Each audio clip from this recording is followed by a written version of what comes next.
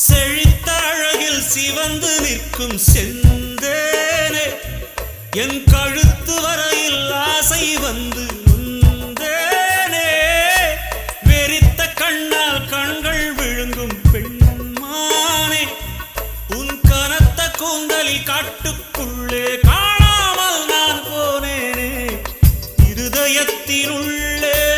ஓலை ஒன்று கோதிக்க எந்த மூடி போட்டு